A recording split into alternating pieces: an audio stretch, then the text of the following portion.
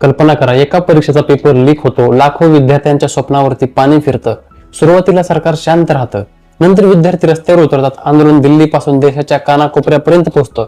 Social मीडियावरती संतापाची लाट उसळते. विरोधी पक्ष या आंदोलनात सहभागी होतात आणि मग 12 वर्षात प्रथमच जनतेच्या दबावामुळे एका केंद्रीय मंत्र्याला आपल्या पदाचा राजीनामा द्यावा लागतो. ते मंत्री म्हणजे धर्मेंद्र प्रधान, ज्यांच्या काळात सर्वात मोठा पेपर लीक झाला आणि 20 विद्यार्थ्यांनी आत्महत्या केली. तर मित्रांनो, तुम्हाला एक विनंती आहे की प्लीज तुम्ही हा व्हिडिओ शेवटपर्यंत बघा. पण प्रश्न असा आहे की सरकारने अचानक माघार का घेतली? हा फक्त एका मंत्र्याच्या राजीनाम्याचा विषय होता का? की यामागे 2027च्या निवडणुका, तरुण मतदारांचा रोष, RSSची चिंता आणि दक्षिण आशियातील विद्यार्थी आंदोलनाचा इतिहास दडलेला आहे? आज आपण या संपूर्ण प्रकरणाचा तपशीलवार आढावा घेणार आहोत. 25 जुलै रोजी केंद्रीय शिक्षण मंत्री धर्मेंद्र प्रधान यांनी आपल्या पदाचा राजीनामा दिला. नीट पेपर लीक प्रकरणानंतर अनेक आठवडे देशभरात विद्यार्थ्यांचे आंदोलन सुरू होते. सुरुवातीला सरकारने या आंदोलनाकडे फारसे गांभीर्याने पाहिले नाही. धर्मेंद्र प्रधान यांच्या राजीनाम्याची मागणी सातत्याने होत होती, पण सरकार त्यांच्या पाठीशी ठामपणे उभे राहिले. मात्र परिस्थिती दिवसेंदिवस बदलत गेली. आंदोलन दिल्लीपुरते मर्यादित राहिले नाही. महाराष्ट्र, उत्तर प्रदेश, बिहार, कर्नाटक, तामिळनाडू आणि अनेक राज्यांमध्ये विद्यार्थी रस्त्यावरती उतरले. सोशल मीडियावरती लाखो पोस्ट व्हायरल होऊ लागल्या. एका पिढीने आपला आवाज बुलंद केला होता आणि ती पिढी म्हणजे जेन झी.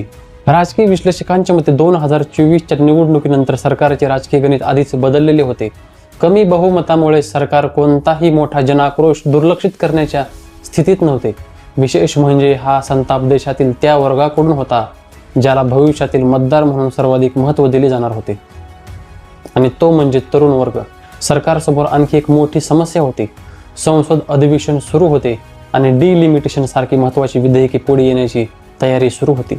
अशा वेळी विरोधकांना आंदोलनाच्या माध्यमातून राजकीय फायदा मिळत असल्याचे चित्र तयार होत होते. राहुल गांधीसह अनेक विरोधी नेते आंदोलनाच्या समर्थनार्थ उभे राहिले आणि त्यामुळे सरकारवरील दबाव आणखी वाढला. पण हा फक्त राजकारणाचा मुद्दा नव्हता. 2027 मध्ये उत्तर प्रदेश विधानसभा निवडणुका होणार आहेत. उत्तर प्रदेश हा देशाच्या राजकारणातील केंद्रबिंदू मानला जातो.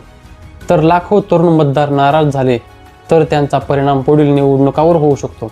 त्यामुळे सरकारने दीर्घकालीन राजकीय नुकसान टाळण्यासाठी हा निर्णय घेतला असं अनेक तज्ज्ञ मानतात. यामध्ये RSSची भूमिकाही चर्चेत आली. संघ आणि त्यांच्या विद्यार्थी संघटना अनेक वर्षापासून तरुणांमध्ये काम करत आहेत. विद्यार्थी हा त्यांचा महत्त्वाचा आधार मानला जातो. त्यामुळे विद्यार्थ्यांमधील वाढता असंतोष हा केवळ सरकारसाठीच नाही तर संपूर्ण संघ परिवारासाठी सुद्धा चिंतेचा विषय ठरू शकतो. इतिहास पाहिला तर दक्षिण आशियातील विद्यार्थी आंदोलनांनी अनेक वेळा मोठे राजकीय बदल घडवून आणले आहेत.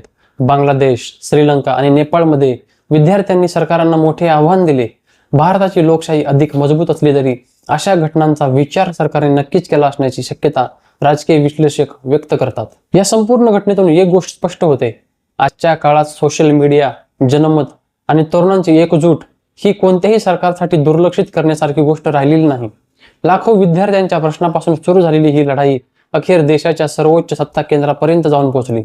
आणि कदाचित याच घटनेची सर्वात मोठी शिकवण हीच आहे, लोकशाही जनतेचा आवाज उशिरा का होईना पण ऐकला जातो. तुम्हाला काय वाटतं, हा निर्णय खरोखर जनतेच्या दबावामुळे झाला, यामागे आणखी मोठं राजकीय गणित होतं?